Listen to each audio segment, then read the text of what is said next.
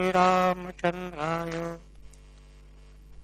वागीशायस्य वदने लक्ष्मीर्यस्य च वक्षसि यस्यास्ते हृदये संवित्तं नृसिंहमहं भजे। विश्वसर्गविसर्गादि नवलक्षणलक्षितम् श्रीकृष्णाख्यं परं धाम जगन्धाम नमामि तत्।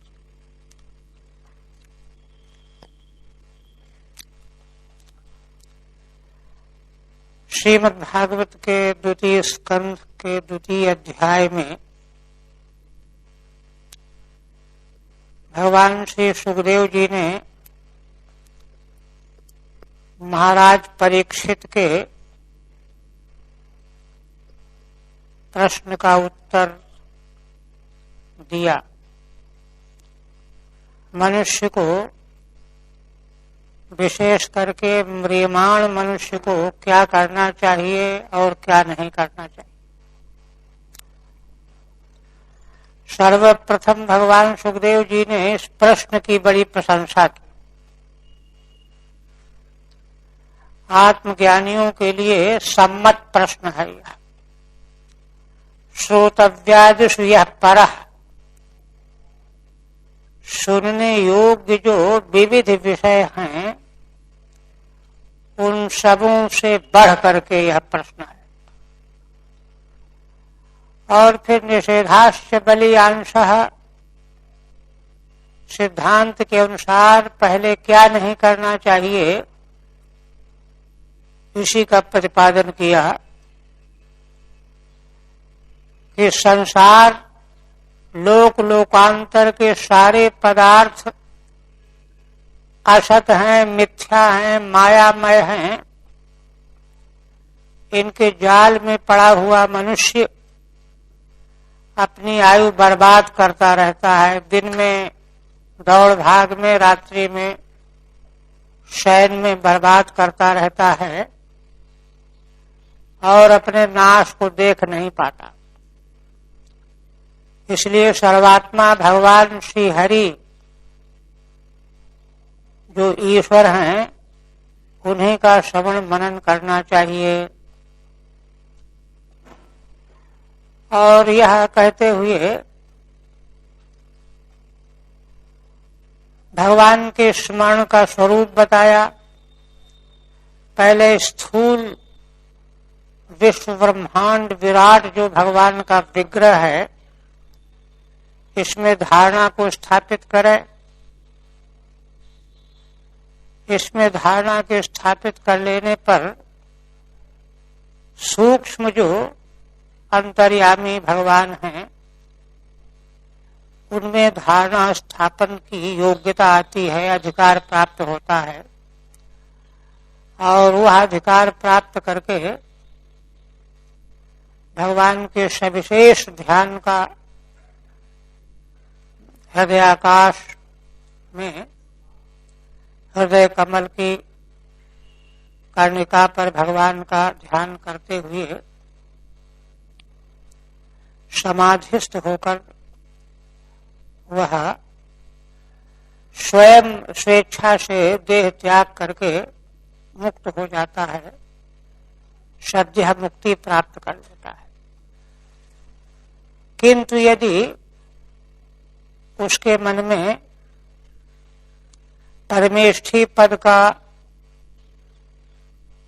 दर्शन करने की आकांक्षा हो या जो आकाशचारी देवगण हैं, सिद्धजन हैं, उनके क्रीड़ा उद्यान में घूमने फिरने की आकांक्षा हो, 8 प्रकार की रिद्धि सिद्धियों का ऐश्वर्य प्राप्त करने की आकांक्षा हो, तो मन और इंद्रियों को साथ में लेकर के जाना चाहिए। यह क्रम मुक्ति का मार्ग है। इस क्रम मुक्ति के मार्ग में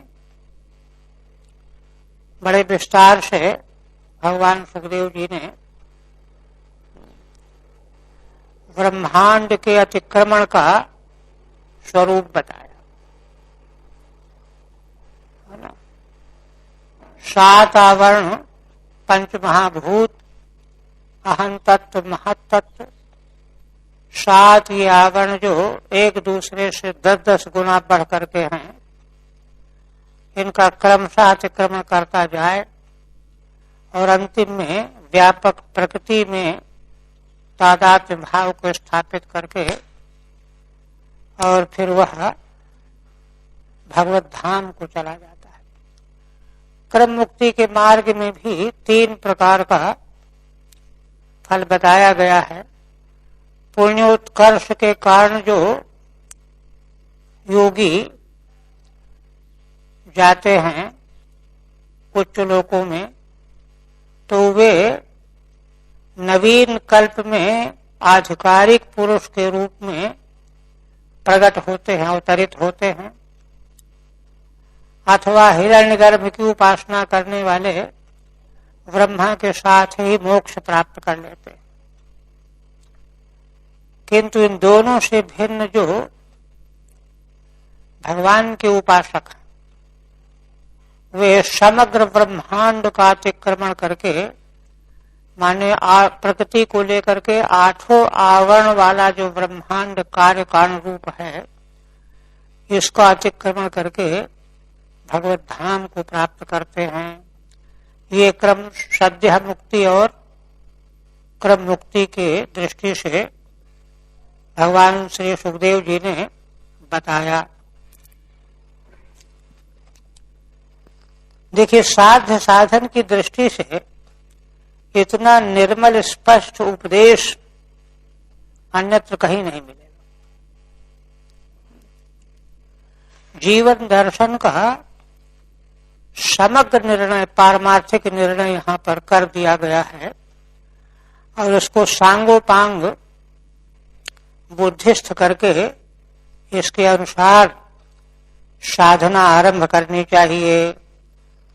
अब आगे उपसंहार करते हुए कहते हैं, मूल तो हो गया था, एते श्रुतिते नृप वेद गीते त्वयाभिप्रष्टे सनातने च ये वै पुरा ब्रह्मण आह प्रष्टः आराधितो भगवान वासुदेवः। ये दोनों वेद के द्वारा कहे गए मार्ग हैं। श्रुति माने मार्गौ, द्विवचन है। टीका लेते हैं इसकी।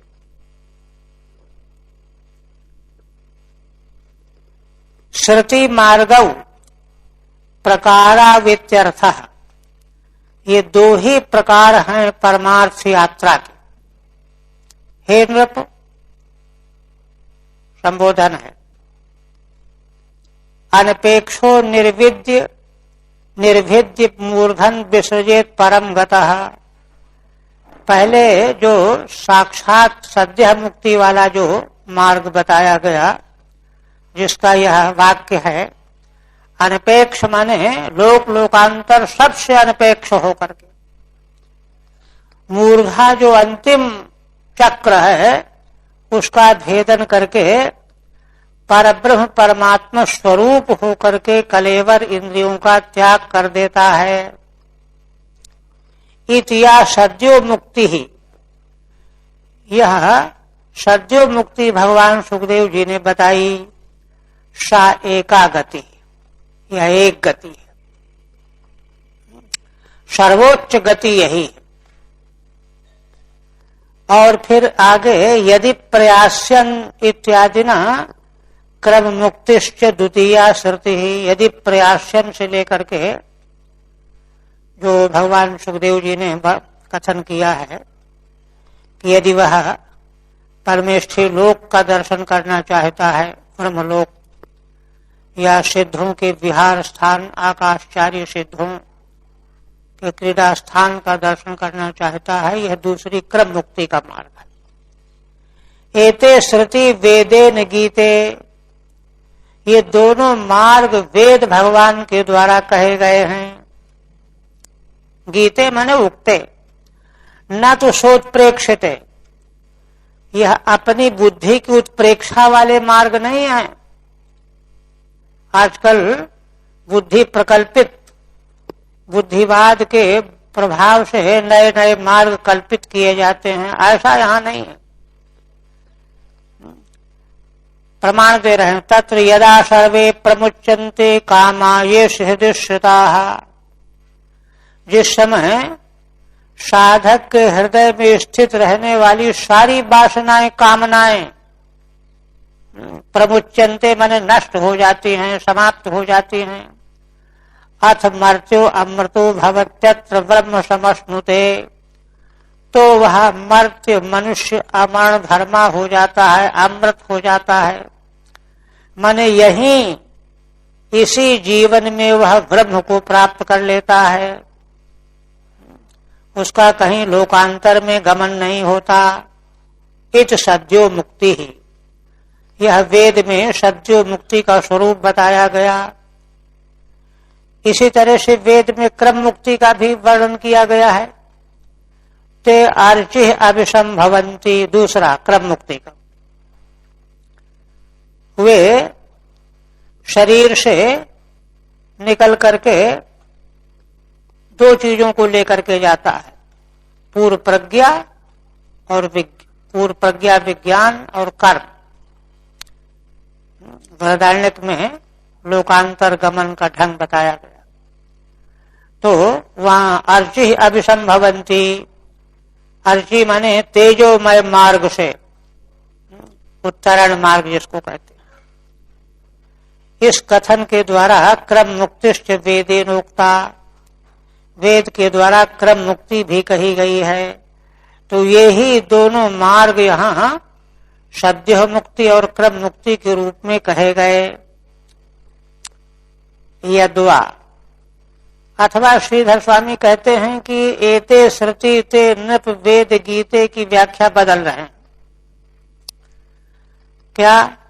न कर्भिस्ताम गतिमात्मवंती, इसी उपदेश के मध्य में ही भगवान सुखदेव जी ने एक बात कही है कि यह जो क्रम मुक्ति के क्रम में ब्रह्मलोक जाने वाला साधक योगी है, तो वहां कर्मकांड के द्वारा वह लोक प्राप्त नहीं होता। न कर्मभिस्ताम गतिमाप्नुवन्ति, इसका मतलब यह है कि कर्म मार्ग भी है। इत दक्षिण मार्गस्यापि सूचितत्वात्, दक्षिण मार्ग की भी सूचना हो गई। किंतु दक्षिण मार्ग से जाने वाले चंद्रलोक जाते हैं ना, वहां से वापस आते हैं पुण्य क्षीण होने पर। उसका संकेत तो कर दिया, किंतु विस्तार से निरूपण नहीं किया, अन्यत्र करेंगे। तो एक तो दक्षिण मार्ग वाली, कर्म मार्ग वाली श्रुति मार्ग एक, और क्रम मुक्ति वाला मार्ग जो अभी बताया गया, ये दो। एते श्रुति दो मार्ग। कारण असल में यहां यह है, श्रीधर स्वामी का यह समझना है कि सद्यो मुक्ति वाला मार्ग कोई गति नहीं है। वहां तो ना कहूं आना, ना कहूं जाना, आप ही में आप समाना, जो स्वरूप प्रतिष्ठा है, परम मोक्ष है, उसको गति क्या कहना। इसलिए द्वे श्रुति का मतलब हो गया दक्षिणायन मार्ग और क्रम मुक्ति का मार्ग, दूसरी व्याख्या है ना। इति द्विवचनम, इसलिए द्विवचन का प्रयोग यहां पर श्रुति में किया गया है, क्योंकि मार्ग इन्हीं को कहा जाएगा। सद्यो मुक्ति में तो कहीं जाना तो होता नहीं, इसलिए मार्ग वहां कहां है। एक बात और कहते हैं, त्वयाभिप्रष्टे यच्छ्रोतव्यम इत्यादि प्रश्नेन, मूल में कहते हैं ना कि ये वेद में दो प्रकार के मार्ग कहे गए हैं, तुमने जिनके बारे में पूछा था वे यही दो मार्ग हैं। त्वयाभिप्रष्टे यच्छ्रोतव्यम, प्रश्न क्या किया था महाराज ने, हे भगवान आप कृपा करके बताइए कि म्रियमाण मनुष्य को क्या सुनना चाहिए, क्या जप करना चाहिए, क्या ध्यान करना चाहिए और क्या नहीं करना चाहिए, ये प्रश्न था ना। इत्यादि प्रश्नेन अर्थान मुक्ति विषय द्वे अपि श्रुति पृष्ठे, तो इससे मुक्ति के विषय में दोनों मार्ग आपने पूछा था, महाराज परीक्षित ने पूछा था। क्यों? ब्रूहि यद्वा विपर्ययम्, आपने अभी कहा था कि जो करने लायक न हो, विपर्य माने जो न करना चाहिए। इस दक्षिण मार्गो अप्यर्थात पृष्ठः, तो जो नहीं करना चाहिए, सामान्यतः दक्षिण मार्ग की उपासना में लोग लगे रहते हैं मनुष्य, तो उसको भी आपने पूछा ही है। एवं त्वया चये पृष्ठे एते श्रुति इत्यन्वयः, इस तरह से तुम्हारे द्वारा जो दोनों मार्ग पूछे गए हैं वे ऐसे हैं, इस प्रकार के हैं। क्योंकि कर्म मार्ग वाले को तो निषेध के अंतर्गत ले लेंगे, आप पुनः कहते हैं। आप कोई प्रश्न करे, शांति संसारतः पुंसो बहवो मोक्ष मार्गाः तपो योगादयः, संसार में जो मनुष्य बार बार जन्म और मृत्यु को प्राप्त हो रहे हैं, उनको मोक्ष प्राप्त करने के लिए बहुत से मार्ग शास्त्रों में कहे गए हैं। बहवो मोक्ष मार्गाः, तप है, योग है, आदि से उपवास व्रत है ना। किंतु समीचीनस्तु अयमेवेत्याह, किंतु उत्कृष्ट मार्ग यही है, यह बात अब कह रहे हैं। न ह्यतो अन्य शिव पंथा द्विषतः संसुताविह, वासुदेवे भगवती भक्त योगो यतो भवेत्। भगवान श्री सुखदेव जी कहते हैं कि राजन, जिस रीति से भगवान वासुदेव में भक्ति योग प्राप्त हो जाए, प्रीति प्राप्त हो जाए, प्रेम बन जाए, इससे बढ़ करके अन्य कोई कल्याणकारी मार्ग है ही नहीं। अतः अन्य शिव पंथा नास्ति संसृतौ विशतः, जो संसार में प्रवेश किए हुए हैं, डूब रहे हैं, उतरा रहे हैं, घबरा रहे हैं, दुख और शोक से व्याकुल हो रहे हैं, उन मनुष्यों को, प्राणियों को मोक्ष प्राप्त करने के लिए भगवान वासुदेव में भक्ति योग से बढ़ करके दूसरा कल्याणकारक मार्ग नहीं है, सर्वोत्कृष्ट मार्ग है। ठीक है, समीचीनस्तु अयमेवेत्याह नहीं थी, यह तो अनुष्ठिताद भक्ति योगो भवेत, जैसा अनुष्ठान करने से मनसा वाचा कर्मणा साधन अपनाने से भक्ति योग प्राप्त हो, वही सबसे श्रेष्ठ मार्ग है। अतो अन्य शिव सुख रूपो निर्विघ्नश्च नास्ति, इससे भिन्न कोई भी मार्ग ऐसा नहीं है जो सुखरूप भी हो और निर्विघ्न भी हो। दूसरे जितने भी उपाय हैं सब में बड़ी खटापट है, अधिकार अनधिकार की बड़ी सूक्ष्म विवेचना है और विघ्नों की बड़ी संभावना है। ये दोनों प्रकार की समस्या इस मार्ग में नहीं है, इसलिए इसको शिव मार्ग कहते हैं, शिव पंथा, कल्याणकारी मार्ग।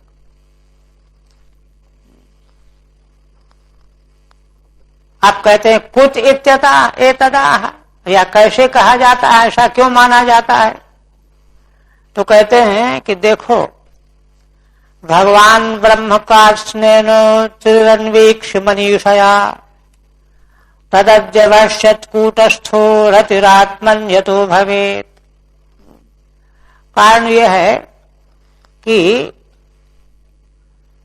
माने सर्वोत्कृष्ट मार्ग का निर्णय कौन करेगा, पहचानेगा कौन, जो सब सर्वोत्कृष्ट होगा। तो ब्रह्मा जी इस विश्व ब्रह्मांड की सृष्टि में सर्वोत्कृष्ट है, उनसे बड़ा कोई नहीं। तो उन्होंने, भगवान ब्रह्मा जी ने एक बार क्या किया, पिछले दिन जैसे चर्चा हुई कि वे सारे लोगों के पितामह हैं, उनको बड़ी चिंता होती है कि हमारे वंश के जीवों को कष्ट न मिले, इसलिए हमेशा ध्यान बनाए रखते हैं। तो उन्होंने क्या किया, कास्नेन त्रिह अन्वीक्ष मनुष्या, सूक्ष्म बुद्धि के द्वारा ब्रह्मा जी ने समग्र वेदों का पूरा आलोडन किया, प्रारंभ से अंत तक, फिर आए, फिर किया, फिर किया, फिर किया, जिससे कहीं भूल चूक न रह गई हो। 3 बार आलोडन किया, आवृत्ति किया कि इसमें कोई उच्च कोटि का साधन मिल जाए जो सुगम हो और निर्विघ्न हो। तो उनको क्या पता चला, अपनी मनीषा बुद्धि के द्वारा ब्रह्मा जी को पता चला, तद अध्यवश्यत कूटस्थो रतिरात्मन यतो भवेत। उन कूटस्थ ब्रह्मा जी ने यही फिर 3 बार वेदों का आलोडन करने के बाद तय किया, निश्चित किया, क्या, कि यही मार्ग सर्वोत्कृष्ट मार्ग है ना, यतः आत्मनिरति भवेत, जिससे आत्मा माने भगवान वासुदेव में प्रीति हो। ऐसे साधन अपनाए जाएं जिससे भगवान में प्रेम हो, वही भक्ति योग हो। तो ब्रह्मा जी के द्वारा अन्वेषण किया हुआ यह साधन है, इसलिए इसकी सर्वश्रेष्ठता में किसी प्रकार का कोई संदेह नहीं होना चाहिए। ठीक है, कुत एतत् अत आह, सर्वश्रेष्ठ मार्ग भक्ति योग को क्यों कहा जा रहा है, इस पर कहते हैं। भगवान ब्रह्मा कूटस्थ, कूटस्थ कहने का मतलब निर्विकार हैं, उनके मन में किसी प्रकार को भी पक्षपात नहीं, निर्विकार है, एकाग्र चित्त है। इसीलिए उपनिषद में प्रसंग आया है ना कि प्रजापति की ही संतान है देवता और असुर, है ना। तो इंद्रियों में एक बार झगड़ा हुआ कि मैं श्रेष्ठ की मैं श्रेष्ठ की मैं श्रेष्ठ, विवाद हो गया। ब्रह्मा जी के पास गए, चलो वहां निर्णय करवाते हैं। तो ब्रह्मा जी ने सोचा कि अब हम अपने मुंह से कहेंगे तो दूसरों को दुख होगा, इसलिए उन्होंने एक युक्ति बताई कि जाओ, जिसके चले जाने पर यह शरीर पापिष्ठमय हो जाए, समझ लो कि वही श्रेष्ठ है, तुम अपने आप परीक्षा कर लो। तो वहां आया प्राणोपासना के प्रकरण में कि चक्षु चला गया, 1 साल बाहर रहा, लौट करके आया। कहा क्यों भाई, हमारे बिना तुम कैसे जीवित रहे? तो कहा जैसे अंधे लोग जी लेते हैं वैसे जीवित रहे। समझ गया कि हमारा कोई महत्व नहीं है। श्रोत्र चला गया, 1 साल के बाद आया। कहा क्यों भाई, हमारे बिना तुम कैसे जीवित रहे? तो कहा जैसे बधिर लोग जीवित रहते हैं, आंख से देखते हैं, पांव से चलते हैं, जीते हैं, हम भी जीते हैं। ऐसे सभी इंद्रियों ने 1-1 वर्ष निकल करके प्रमाणित किया, कराया कि मुझे प्राण निकलने लगा तो सब घबरा गए, सब प्रार्थना करने लगे, आप मत जाओ, आप मत जाओ, आप ही सब कुछ हो, हम तो कुछ नहीं है, आपके बिना हमारा कोई अस्तित्व नहीं। ये युक्ति बताई। तो ब्रह्मा जी किसी को दुखी नहीं करना चाहते, निर्विकार हैं, कूटस्थ हैं, इसलिए निर्विकारः एकाग्र चित्तः। उनको तो प्राणियों के कल्याण का मार्ग खोजना है, जीव मात्र का कल्याण हो। सन्नित्यर्थः स्त्रीन वारान काष्ठन साकल्यन ब्रह्म वेदम अन्वीक्ष। 3 बार उन्होंने समग्र वेदों का अन्वेषण किया, खोज किया, विचार किया, और विचार करके क्या तय किया, यतः आत्मनि हरौ रतिर्भवेत् तदेव मनीषया अध्यवश्यत। अपनी उत्कृष्ट बुद्धि के द्वारा, मनीषा के द्वारा उन्होंने निश्चित कर लिया कि वह साधन करना ही श्रेष्ठ है, जिससे भगवान श्रीहरि जो हम सबकी आत्मा है, सर्वात्मा है ना भगवान श्रीहरि, उनमें प्रेम हो, प्रीति हो, ऐसा निश्चित किया। इसलिए हो गया सर्वश्रेष्ठ भक्ति योग। अब एक प्रश्न करते हैं कि भाई देखो, वस्तु अनुभव में आवे तो उससे प्रेम बन सकता है कि भाई ये बड़े अच्छे हैं, सुंदर हैं, ये हैं वो हैं, दयालु हैं, किंतु जिसका अनुभव नहीं उसके प्रति प्रीति कैसे होगी? जाने बिनु न होई प्रतीति, बिन प्रतीत प्रीति नहीं होई, गोस्वामी जी के शब्द।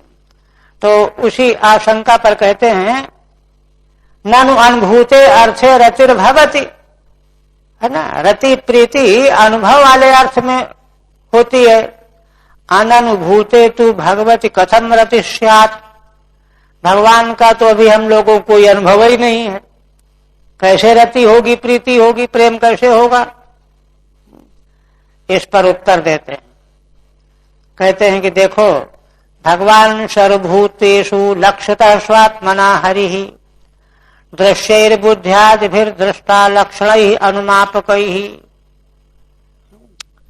जो भगवान प्रीति के विषय बनाए जाते हैं वे सभी प्राणियों में आत्मा के रूप में लक्षित हो रहे हैं। आत्मना सर्वभूतेषु लक्षिता हरिः, हम सभी प्राणी मात्र जीव मात्र के हृदय में जीव के अंतर्यामी के रूप से जो भगवान विराजमान हैं वही तो हरि हैं, वही तो भगवान है। पहले तो ये समझना है। कहते हैं कि अच्छा उनको हम कैसे जाने? आप कह रहे हो, मान ले रहे हैं, कह रहे हैं कि देखो उनको लक्षित कैसे करना चाहिए। दृश्यैर बुद्ध्यादिभिर दृष्टा, दो उपाय बता रहे हैं, है ना। कह रहे हैं कि देखो हम लोग अपने जीवन को निकट से अनुभव करें, देखें तो स्थूल शरीर, सूक्ष्म शरीर में इंद्रियां हैं, ज्ञान इंद्रियां, कर्म इंद्रियां, अंतःकरण, ये सब दृश्य हैं।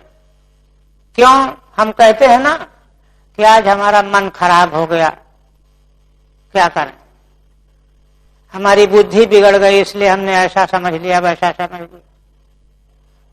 नहीं, स्थूल शरीर की तरह अपनी इंद्रियों को, अपने अंतःकरण को भी हम अपने से अलग समझते हैं, अपने से अलग समझते हैं, देखते हैं, दृश्य हैं। सूक्ष्म शरीर, स्थूल शरीर, ये दृश्य हैं। तो दृश्य पदार्थ जो है दृष्टा के बिना समझ में नहीं आ सकता, और दृष्टा जो होगा वह दृश्य से अलग ही होगा, वो दृश्य की कोटि में नहीं होगा, में दृष्टित्व नहीं रहेगा।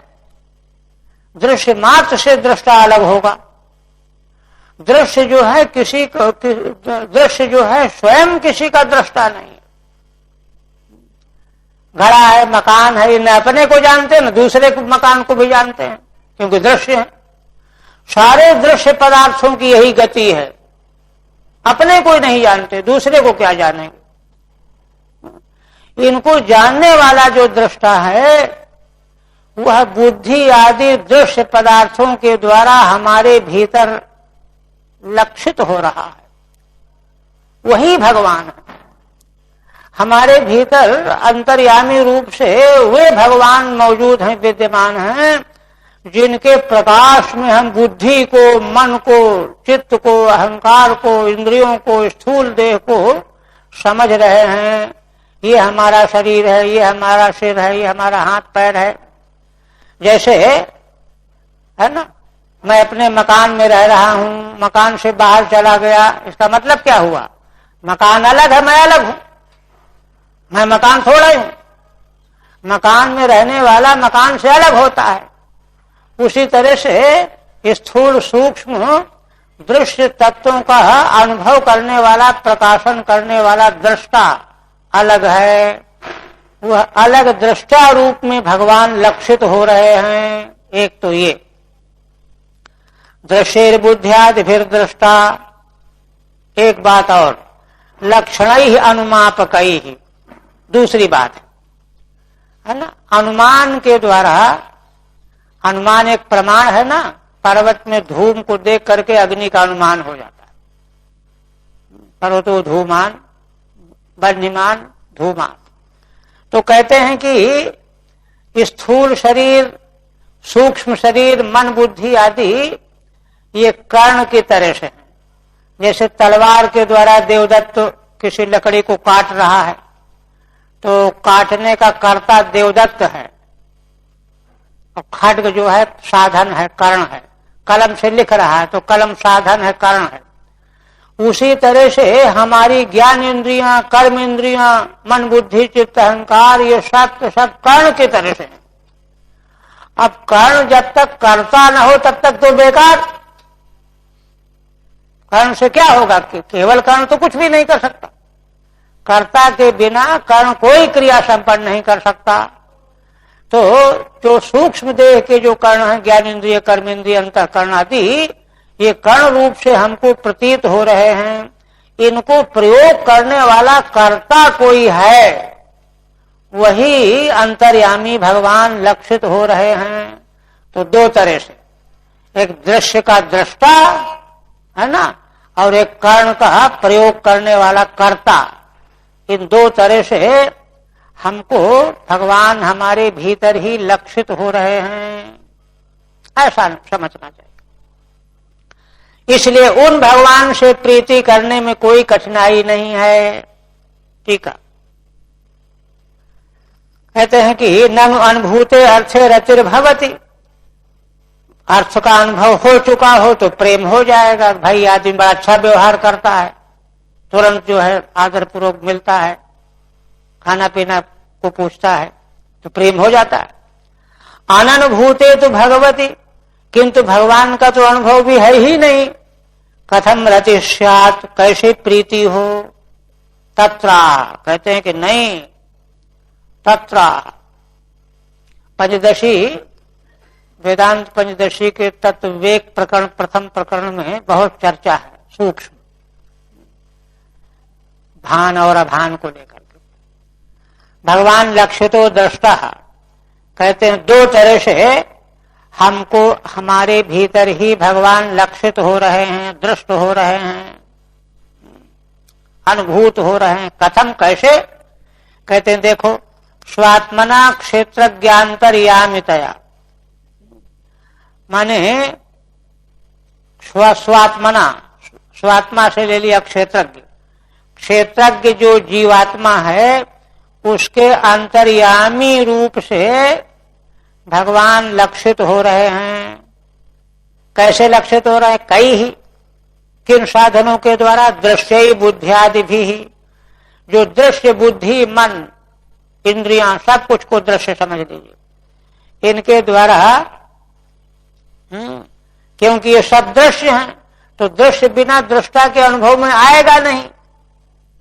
कोई भी दृश्य हो, दृष्टा न हो तो कैसे अनुभव में आएगा? इसलिए दृष्टा सर्वांतर्यामी भगवान की सिद्धि हो गई। तदेव द्विधा दर्शयति, इसी को दो तरह से समझाते हैं। दृश्यानाम जनानाम दर्शनम स्वप्रकाशम दृष्टारम बिना न घटते।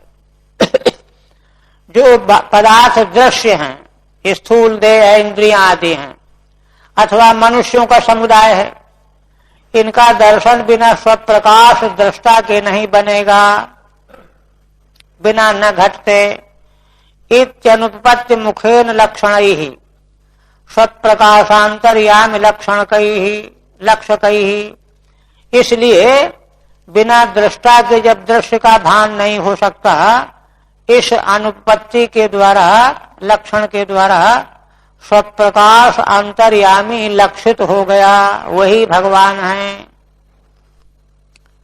एक, तथा बुद्धियादि कर्त प्रयोज्यानि, दूसरा बुद्धि आदि कर्ण हैं, साधन, कलम की तरह से, है ना, तलवार की तरह से। ये बिना कर्ता के इनका प्रयोग हो नहीं सकता। अपने आप थोड़े तलवार काम करेगी, अपने आप थोड़े कलम लिखेगी, कोई लेकर के लिखेगा तब होगा ना। कर्त प्रयोज्यानि, कर्णत्वात्, कर्ण होने से। वास्यादिवत, जैसे बसूला, अगर बढ़ई बसूला का प्रयोग न करे, बसूला और लकड़ी रखी रहेंगे, कुछ नहीं होगा, कुर्सी थोड़े बन जाएगी। तो कर्ता बढ़ई जब बसूले के द्वारा लकड़ी को छीलता है तो काम चलता है। वैसे ही अगर सर्वदृष्टा अंतर्यामी भगवान हमारे भीतर न हो तो कौन बुद्धि को प्रयोग करे, कौन मन का प्रयोग करे, कौन इंद्रियों का प्रयोग करे।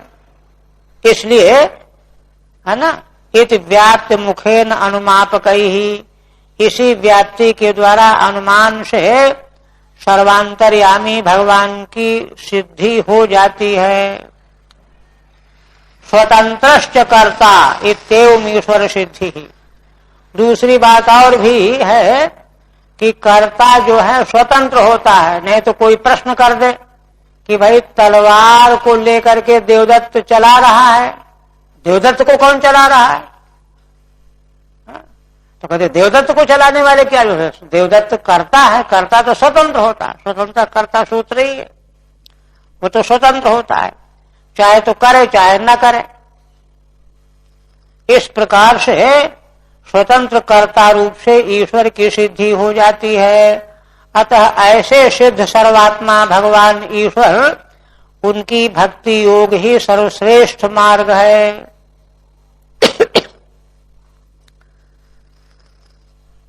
आप कहते हैं यत् श्रोतव्यम इत्यादि प्रश्नोत्तरम उपसंहरति। जो श्रवण करना चाहिए, मनन करना चाहिए, चिंतन ध्यान करना चाहिए, यह जो उत्तर दिया गया था प्रश्न का उत्तर, उसका उपसंहार अब कर रहे हैं। तस्मात् सर्वात्मना राजन हरि सर्वत्र सर्वदा। इसलिए हे राजन, सब प्रकार से, सर्वात्मना माने सब प्रकार से, मनसा वाचा कर्मणा, और सर्वत्र माने सब जगह।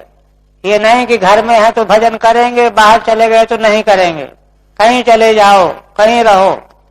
और सर्वदा माने सब समय, सर्वदेश सर्वकाल सभी अवस्थाओं में, है ना, भगवान श्री हरि ही श्रवण करने योग्य, कीर्तन करने योग्य, स्मरण करने योग्य हैं। ये सार निकला, है ना।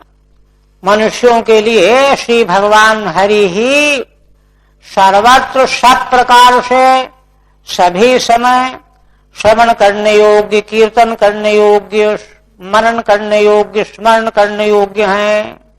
ये उत्तर हुआ है। और कहते हैं, आप देखिए, मैंने सबसे पहले श्रोतव्य कहा है। श्रोतव्य क्योंकि सुनेंगे तभी जानेंगे, और तब फिर उसी का कीर्तन करेंगे, और जब सुनेंगे जान लेंगे, कीर्तन कर लेंगे, फिर स्मरण भी उसी का करेंगे। तो श्रवण मूल है। इसीलिए देखिए नवधा भक्ति में श्रवणम कहा है, सुने बिना क्या मिलेगा। तो कहते हैं कि अच्छा, श्रवण कहां से प्राप्त हो, कैसे प्राप्त हो? इतना अनिवार्य आवश्यक बात बताई भगवान सुखदेव जी ने। तो कहते हैं कि देखो सुनो, पिबन्ति ये भगवत आत्मनः शताम कथामृतम श्रवण पुटेषु संभृतम पुनन्ति ते विषय विदूषिताशयम् व्रजन्ति तच्चरण सरोरुहान्तिकम्। अंत में कहते हैं कि राजन, ये जनाः, जो मनुष्य भगवतः आत्मनः शताम कथामृतम, कह रहे हैं कि शताम माने सत्पुरुषों के लिए आत्मस्वरूप भगवान की कथाएं ही कथामृत हैं। माने सत्पुरुषों के लिए भगवान के लीला चरित्र रूप कथाएं वे अमृत हैं। अच्छा देखिए, जो सत्पुरुष नहीं है, विपरीत मार्गावलंबी हैं, उनके लिए भगवान की कथाएं अमृत थोड़े लगेगी। उनके लिए तो पहले वो विष ही लगेगी। किंतु सत्पुरुषों के लिए भगवान की लीला कथाएं अमृत हैं। ऐसे उस अमृत को, जो माने भगवान की जो लीला कथाएं सत्पुरुषों के लिए अमृत की तरह से स्पृहणीय हैं, उन कथाओं को श्रवण पुटेषु संभृतम पिबन्ति, अपने कान के दोनों में, पुट माने दोनों में भर भर करके पीते हैं। खूब पीते हैं, निरंतर पीते रहते हैं, तो उससे क्या होता है? पुनन्त ते विषय विदूषिताशयम, वे लोग विषयों के संसर्ग से जिनका आशय अंतःकरण विदूषित हो गया है, उस विषय विदूषित आशय को वे पवित्र कर लेते हैं, शुद्ध कर लेते हैं। भगवान की कथामृत का पान करने से, कानों से भर भर करके पीने से आशय अंतःकरण जो विषयों के संसर्ग से दूषित हो गया था वह पवित्र हो जाता है। और जब पवित्र हो जाएगा तो व्रजंत तच्चरण सरोरुहांतिकम, तो ही वे उन्हीं भगवान के चरण कमल के निकट पहुंच जाते हैं, चले जाते हैं। ये फल बताया। टीका में श्रवणादि फलम अभिनय नाह, भगवान की अमृतमय लीला चरित्रों को सुनने का फल बता रहे हैं इशारे से। पिबंती सताम आत्मनः आत्मत्वेन प्रकाशमानस्य कथैवामृतम, माने सत्पुरुषों के लिए भगवान आत्मा रूप से प्रकाशित हो जाते हैं, और इसलिए उन सत्पुरुषों को भगवान की लीला कथाएं अमृत की तरह रुचिकर प्रीति कर लगती हैं। उसको जो अपने कानों में भर भर करके पीते रहते हैं, तो विषयर विदूषितम मलिनीकृतम आशयम पुनन्ति शोधयन्ति, विषयों से विदूषित कर दिया गया है आशय अंतःकरण जिनका, उसको वे शुद्ध कर लेते हैं। तस्य चरण पद्मांतिकम श्री विष्णु पदम व्रजंती, और तब भगवान के चरण कमल के निकट विष्णु पद को प्राप्त कर लेते हैं। हरि ओम तत्सत्। श्रीमद्भागवते महापुराणे द्वितीय स्कंधे पुरुष संस्था वर्णनम नाम द्वितीयोऽध्यायः। ओम भगवदर्पणमस्तु। आप देखिए, अभी महाराज ने जो प्रश्न किया था उसका उत्तर तो हो गया, किंतु अभी उसमें थोड़ा सा उसका निर्मल समाधान करने के लिए इस अध्याय में उसका और विचार करेंगे भगवान सुखदेव, और इसके अंत में जो है वही सिद्धांत स्थापित करेंगे। तो पहले कहते हैं कि तीसरे अध्याय का विषय क्या है। तृतीये विष्णु भक्तेस्तु वैशिष्ट्यम शर्मतो मुने भक्त्युद्रेकेण तत्कर्म श्रवणादर ईर्यते। तीसरे अध्याय में जब भगवान सुखदेव जी के द्वारा विष्णु भगवान की भक्ति का बड़ा वैशिष्ट्य बताया जाए, तो उसको सुन करके भक्ति का उद्रेक प्रकट हो जाएगा सुनने वाले को। जैसे यहाँ सूत जी वर्णन कर रहे हैं तो ऋषियों को, और वहां भगवान सुखदेव जी के द्वारा श्रवण करके महाराज परीक्षित को भक्ति का उद्रेक प्राप्त हो जाएगा।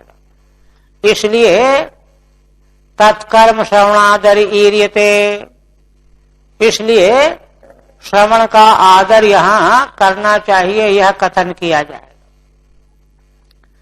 इदानीम अन्य देवता भजन श्यादि पुत्रादि भजन वदेव तुच्छ फलत्वेन हेयत्वम वक्तुम पूर्वोक्तम अनुवदति। पहले कह रहे हैं कि जैसे अन्य देवताओं का भजन मनुष्य को भटकाने वाला है, अन्य कामना किसी प्रकार की देखिए, है ना, परमेश्वर की प्राप्ति की कामना के अलावा कामनाएं जो हैं भटकाने वाली हैं, जैसे उसी प्रकार से पुत्रादि भजन वदेव, जैसे पुत्र को चाहना, है ना, उपलक्षण है, धन संपत्ति पुत्र परिवार घर संपत्ति को चाहना, इन सबों की चाह जो है तुच्छ फल है, वैसे ही भगवान को छोड़ करके अन्य देवताओं का भजन भी बहुत छोटा फल वाला है, मामूली फल वाला है, इसलिए वह भी त्याज्य है। अन्य देवताओं का भजन भी त्याज्य है, यह कहने के लिए पूर्वोक्त का अनुवाद करते हैं। श्री शुक उवाच एवं एतन्निगदितं पृष्टवान् यद् भवान् मम नृणां यन्म्रियमाणानां मनुष्येषु मनीषिणां। हे राजन, तुमने हमसे जो प्रश्न किया था वह उत्तर हमने इस प्रकार से तुमको दे दिया। क्या दे दिया? नृणां यन्म्रियमाणानां मनुष्येषु मनीषिणां। मनुष्यों में जो मनीषी हैं, विवेकी हैं और म्रियमाण हैं, उनको क्या करना चाहिए इसका उत्तर हमने दे दिया कि एकमात्र भगवान श्री हरि सर्वात्मा का स्मरण भजन श्रवण करना चाहिए। ये उत्तर हमने दे दिया। टीका में कहते हैं पूर्वोक्तम अनुवदत एवमिति। ममेति माने माम, मुझसे पूछा था ना। कदाचित दैव योगेर मनुष्यत्वम प्राप्तेषु। देखिए क्या कह रहे हैं, मनुष्येषु मनीषिणाम। मानव योनि तो भगवान के अनुग्रह के बिना किसी को प्राप्त होती ही नहीं। दैव योग से ही मनुष्यत्व की प्राप्ति होती है जीवों में। प्राप्तेषु जीवेषु, उनमें भी जो मनीषी हैं, विचारशील हैं, मूढ़ों की बात नहीं है। तेषाम तत्रापि ये म्रियमाणा, उनमें भी जो म्रियमाण हैं, जल्दी मरने वाले हैं, तेषाम विशेषतः उन लोगों के लिए विशेष रूप से भी एवं एतद हरिकथा श्रवणादिकम निगदितम विहितम इत्यर्थः। है ना, हमने बता दिया है कि भगवान श्री हरि की कथा का श्रवण स्मरण चिंतन मनन कीर्तन करना चाहिए। यह बात हमने तुम्हारे प्रश्न के उत्तर में कह दी। किंतु अब जो मनीषी नहीं है तो वे तो दूसरों को के स्मरण चिंतन में लगेंगे, तो उसका उल्लेख कर रहे हैं। व्रम वर्चस कामस्तु यजेत ब्रह्मणस्पतिम। ब्रह्म वर्च माने ब्रह्म तेज। ब्रह्म तेज जो चाहता हो तो उसको ब्रह्मस्पति माने वेद के स्वामी ब्रह्मा जी। ब्रह्मा जी का विग्रह वेदमय है, इसलिए वे वेद के पति कहे जाते हैं। उनकी आराधना करनी चाहिए। ब्रह्मा जी की आराधना करने से उपासक को ब्रह्म तेज की प्राप्ति होती। और इंद्रम इंद्रिय कामस्तु प्रजा काम प्रजापतिन। और इंद्रियों का बल कामना हो तो इंद्र की आराधना करे, है ना। इंद्रियों में कुशलता आ जाए, इंद्रियां पाटव, तो इंद्र की आराधना करनी चाहिए। इंद्रिय पाटवम, पाटव कामस्तु इंद्रम। इंद्रिय हमारी खूब बलवान हो तो इंद्र की आराधना करे। प्रजा कामा प्रजापतिन। और प्रजा की कामना हो तो प्रजापति की आराधना करे, दक्षादिकों की। दक्षादि देवी मायाम तो श्री कामः। श्री संपत्ति लक्ष्मी की कामना हो तो माया देवी की आराधना करे। तेजस कामो विभावसुम। तेज प्राप्त हो तो अग्नि देवता की आराधना करे। वसु कामो वसुन रुद्रान वीर कामोथ वीरवान। वसु धन की कामना हो तो अष्ट वसुओं की आराधना करे। वीर की कामना हो तो रुद्रों की आराधना करे। वीरवान। मायाम दुर्गाम विभावसुम अग्निम। वसु कामो धनार्थी। सब स्पष्ट है। वीर्यम प्रभावस्तत् कामो वीरवान सन रुद्रान यजेत। प्रभावशाली अगर होना चाहता है ऐसी कामना वाला है तो रुद्रों का आराधन करे। अन्नाद्य कामस्त्वदितिम स्वर कामोदिते श्रुतान। अन्नाद्य माने भोज्य वस्तु, भक्ष्य वस्तु हमारे यहाँ ढेर लग जाए तो अदिति देवी की आराधना करे। स्वर्ग की कामना हो, अदिति के पुत्र द्वादश आदित्यों की आराधना करे। अन्नाद्यम भोज्यम भक्ष्यम च आदित्य सुतान द्वादशादित्यान। आदित्य के पुत्र द्वादशादित्य। और विषाम देहस्थ देशस्थ प्रजानाम स्वाधीनता मिच्छन साध्यान यजेत। साध्यान संसाधको विषाम। देश में स्थित प्रजाओं में स्वातंत्र हो हमारा, इसके लिए साध्यों की आराधना करनी चाहिए। आयुष कामो स्विनौ देवौ पुष्टिकाम इलाम यजेत। लंबी आयु की कामना हो तो अश्विनी कुमार देवताओं की आराधना करें। पुष्टि चाहिए तो इला माने पृथ्वी की आराधना करें। प्रतिष्ठा कामः पुरुषो रोदसी लोकमातरौ। प्रतिष्ठा हमारी हो, अचलता आ जाए तो पुरुष को रोदसी माने अंतरिक्ष और पृथ्वी के बीच का भाग लोकमातरौ, इसकी आराधना करनी चाहिए। टीका में इलाम पृथ्वी, इला माने पृथ्वी, प्रतिष्ठा माने स्थानात अप्रच्युति। हम जिस स्थान पर हैं हम कहीं च्युत न हो जाएं। रोदसी माने द्यावा पृथिव्यौ, द्यावा भूमि, दिवलोक और पृथ्वी को रोदसी कहते हैं। रूपाधिकामो गंधर्वान स्त्री कामोपसर उर्वशी। सुंदर रूप की कामना हो तो गंधर्वों की आराधना करें। स्त्री प्राप्ति की कामना हो तो अप्सराओं में उर्वशी की आराधना करें। आधिपत्य कामः सर्वेषां यजेत परमेष्ठिनम। और सबका आधिपत्य हमको मिल जाए तो परमेष्ठी ब्रह्मा की आराधना करें। अप्सराश्चाशा उर्वशी चताम। अप्सरा और उर्वशी की आराधना करने वाले को स्त्री की प्राप्ति। यज्ञम यजेत यशस कामः कोश कामः प्रचेतसम। यश की कामना हो तो यज्ञ माने यज्ञेश्वर भगवान विष्णु की आराधना करे। कोश कामः प्रचेतसम। कोश माने खजाना बहुत भर जाए हमारा तो प्रचेतस वरुण की आराधना करे। विद्या कामस्तु गिरसम। विद्या की कामना हो तो भगवान शिव की आराधना करे। दाम्पत्यार्थम उमाम सतीम। दाम्पत्य सुंदर हो तो उमा देवी की आराधना करे। यज्ञम माने यज्ञोपाधिम विष्णु। कोशो वसु संचय, धन की का संचय खजाना। वसु काम इत्यत्र धन मात्र मिति भेदः। वसु पहले भी आ चुका है तो अंतर बताते हैं कि वहां तो केवल धन मात्र है और कोष में तो वस्तुएं भी चाहिए। खजाने में तो बहुत चीजें होती हैं, सोना चांदी वगैरह। दाम्पत्यम अन्योन्य प्रीति ही।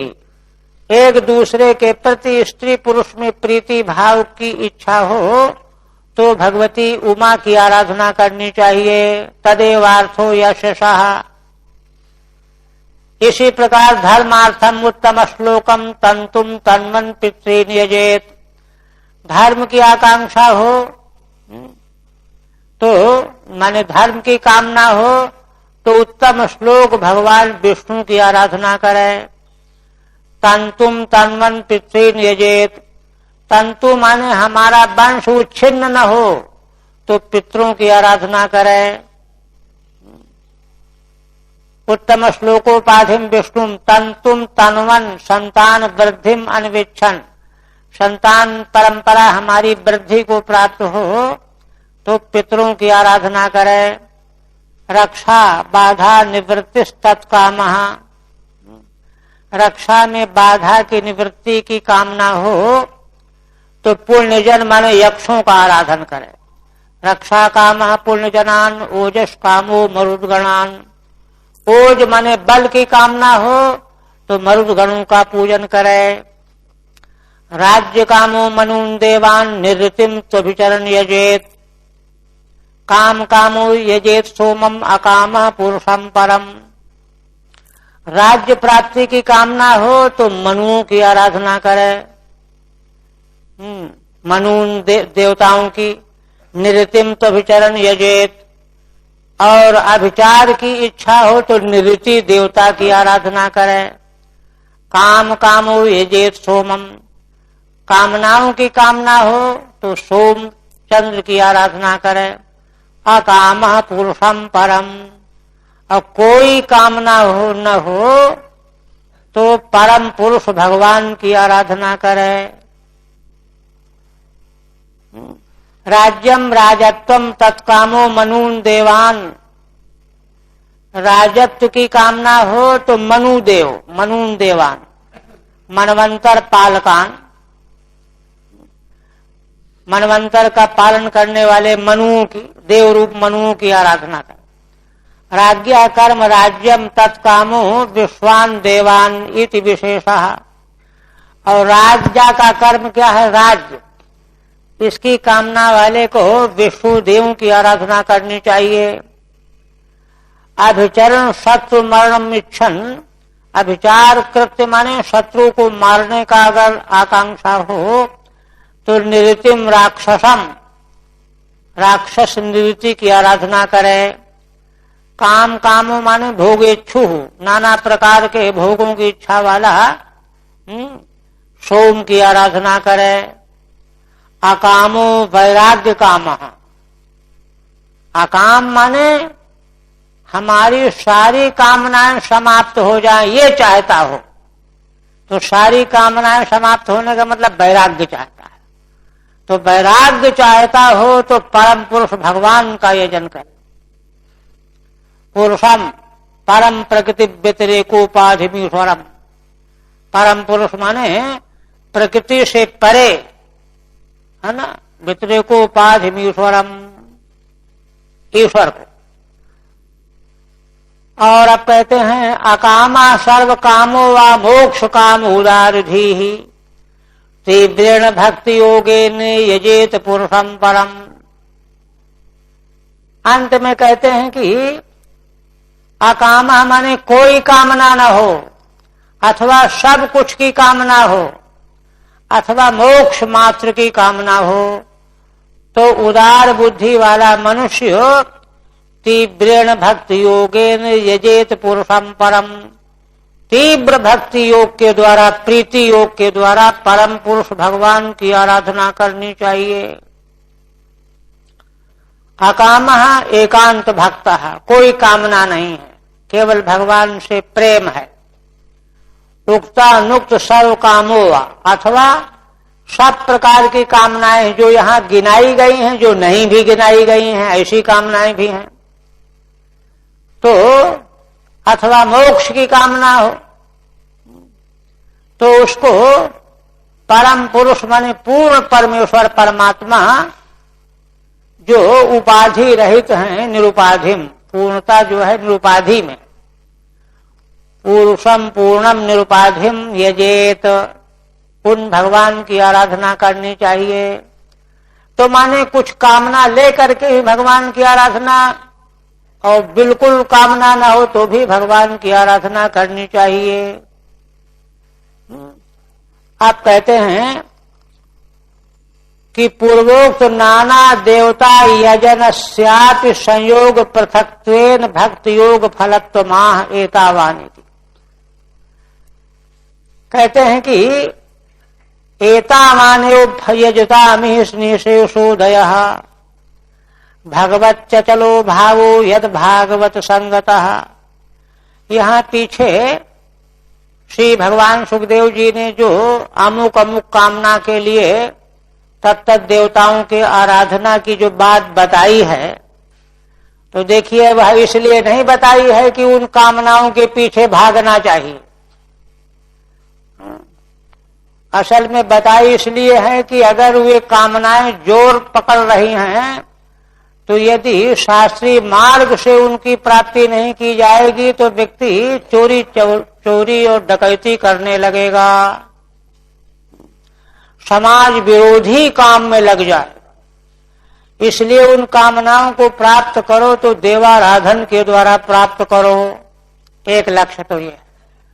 दूसरा लक्ष्य ये है कि असल में शास्त्रीय मार्ग में जब जो है व्यक्ति आकांक्षाओं को पूर्ण करने की दिशा में चलता है तो उसको महान संतों का संग प्राप्त हो जाता है, और संत फिर अपनी प्रेरणा के द्वारा उसकी कामना को शिथिल कर देते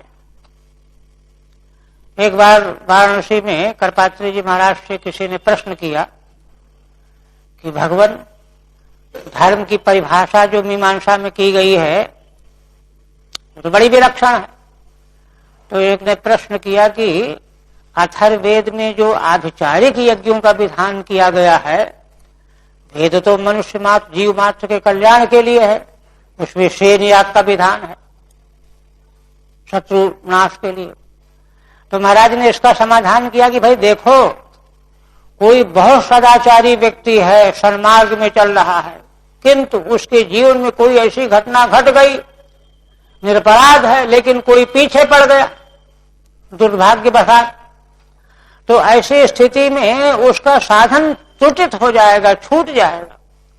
इसलिए उससे निवृत्त होने के लिए वेद भगवान ने कहा कि तुम घबराओ नहीं, ये कर्म करो।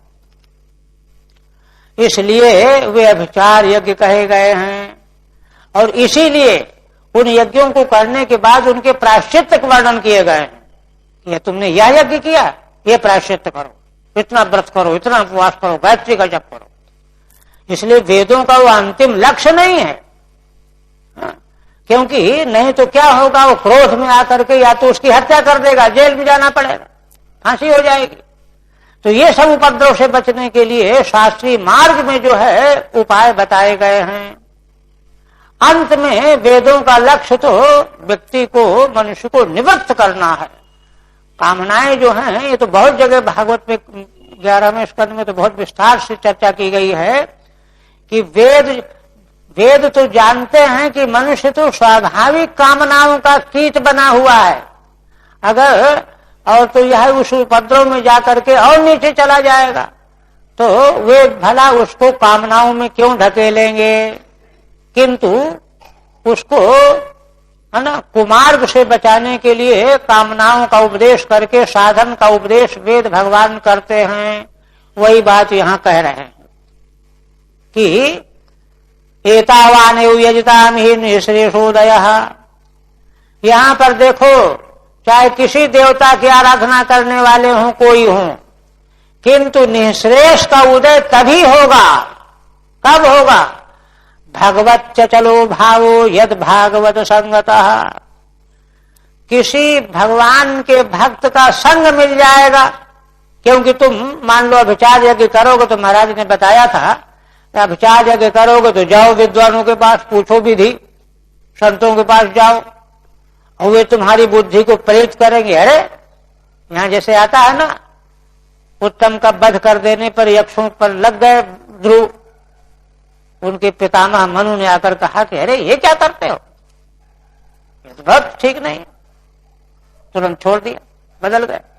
तो इस प्रकार से आवेश में आकर के व्यक्ति करता है, किंतु महान पुरुषों के संग की संभावना से उसमें परिवर्तन आ जाता है। तो वही भगवान सुखदेव जी कहते हैं कि भगवत भक्त के संग से अंतिम निःश्रेष का उदय तभी है जब भगवान में अचल भाव बन जाए।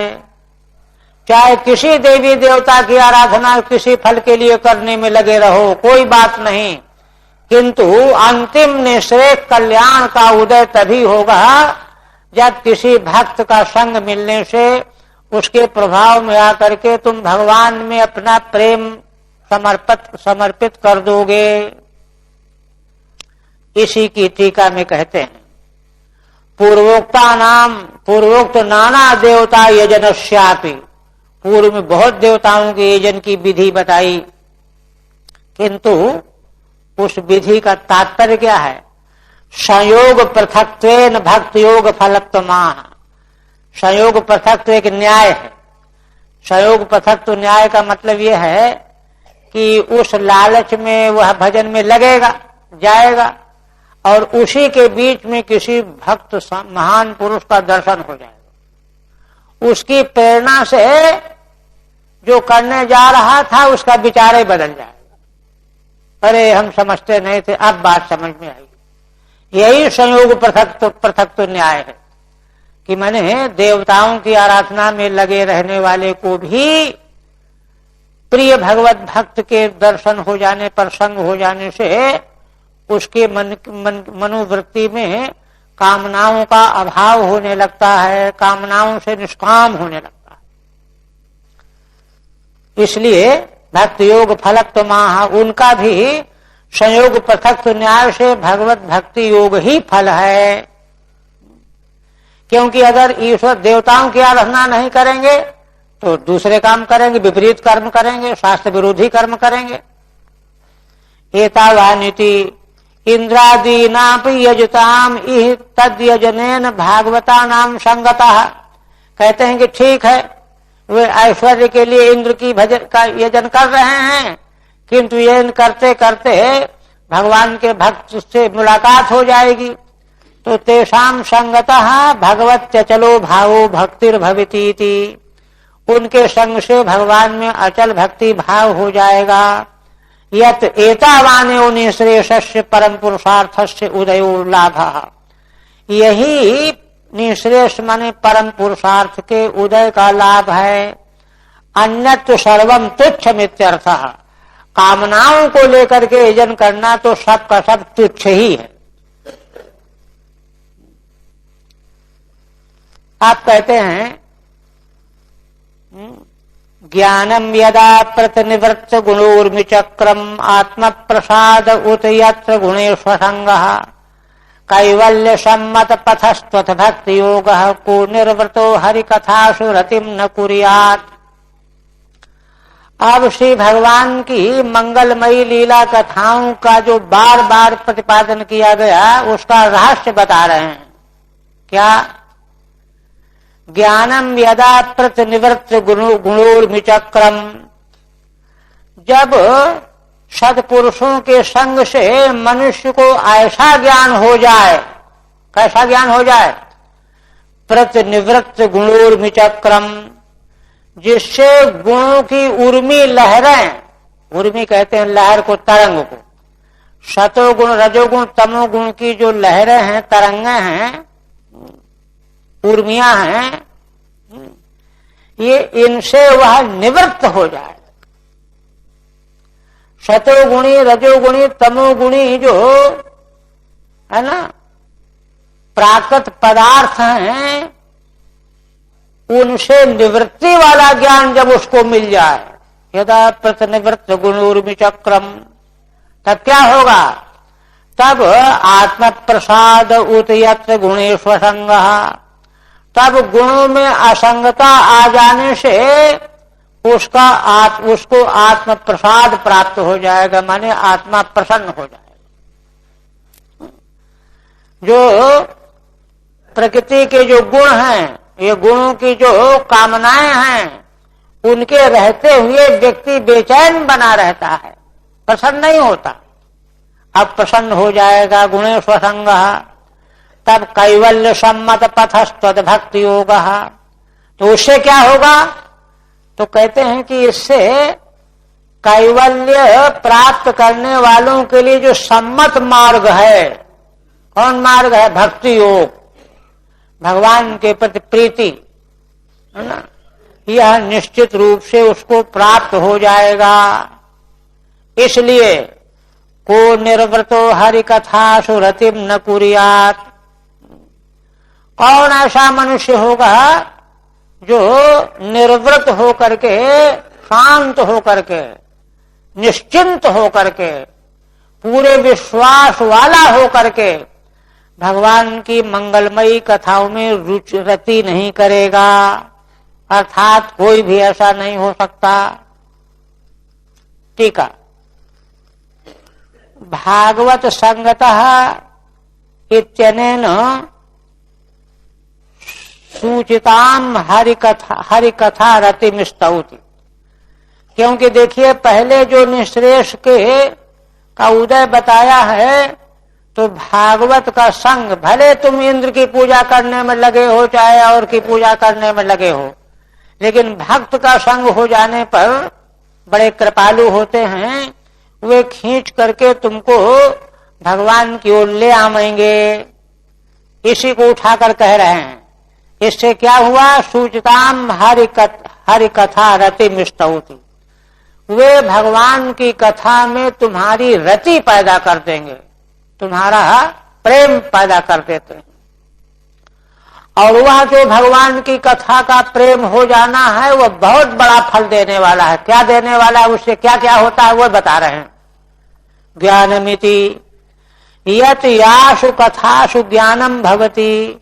भगवान की मंगलमयी लीला कथाओं को सुनने से ज्ञान प्राप्त होता है। कौन सा ज्ञान प्राप्त होता है? कीदृशम? कहते हैं आ सर्वतः प्रतिनिवृत्तम उपलतम गुणोर्मीणाम रागादीनाम चक्रम समूहो यस्मात् तत्। भगवान की लीला कथाओं को सुनते सुनते, है ना, ऐसा ज्ञान उनको प्राप्त होता है जिससे कि चारों ओर से गुणों की उर्मियां, सत रज तम, तीनों गुणों की उर्मियां, उर्मी रूप क्या है? राग, द्वेष, अस्मिता, है ना, ये सब उर्मियां हैं, लहरें हैं, तरंगें हैं गुणों की। सत्वादी गुणों की तरंगें यही हैं। इनका समुदाय जो है निवृत्त हो जाता है। भगवान की लीला कथाओं को सुनते रहने से भक्तों के संग में राग द्वेष आदि जो प्रकृति के गुणों की जो उर्मिया रूप समुदाय है, ये निवृत्त हो जाते हैं, ये नहीं रह जाते। क्योंकि बार बार जो है इनमें ठोकर लगती रहती है, ये शिथिल होकर के नष्ट हो जाते। उत अनंतरम, जहां यह हो गया इतना काम, इसके अनंतर फिर क्या हुआ? तद हेतु आत्म प्रसादश्च। इसी हेतु से भगवान की प्रसन्नता, चाहे अपने आत्मा की प्रसन्नता। आत्मा की प्रसन्नता का देखिए मतलब यह है कि हम ऐसे साधन में लगे जिसमें हमको बड़ा सुख मिल रहा हो। व्यक्ति भार की तरह से ढोता रहता साधनों को, रुचि नहीं है, लेकिन क्या करें, करना है, इतना पूरा करना है, उतना पूरा करना है। और माने साधन वह होना चाहिए जिससे चित्त प्रसन्न प्रफुल्लित हो जाए, स्वाभाविक रूप से। आत्म प्रसाद यत्र यासु मन प्रसाद हेतु गुणेशु विषयेषु असंगो वैराग्यम च। कहते हैं मन के प्रसन्नता के हेतु का कारण क्या है? गुणों में, विषयों में असंगता और वैराग्य। क्योंकि देखिए संसार के विषयों में वैराग्य नहीं होगा, संग नहीं होगा, तो आत्म प्रसन्नता होगी ही नहीं। उसके भीतर यही चलता रहेगा, माला जप रहा, ये चीज नहीं मिली, ये नहीं मिला, ये चलता रहेगा, प्रसन्नता कहां से आएगी? जब वो निकल जाएगा सब पूरी तरह से, तब प्रसन्नता आएगी। और प्रसन्नता आकर के असंगता और वैराग्य आ जाएगा। उभयत्रेति पाठे यह मुत्र गुणेश संग। कहीं कहीं पाठांतर में उभयत्र भी है, तो उसका अर्थ हो जाएगा इस लोक के विषयों के प्रति असंगता और वैराग्य, और परलोक के विषयों के प्रति असंगता और वैराग्य। ये तो पीछे भगवान ने दोनों मार्गों के उल्लेख में कहा ही है। तब क्या होगा?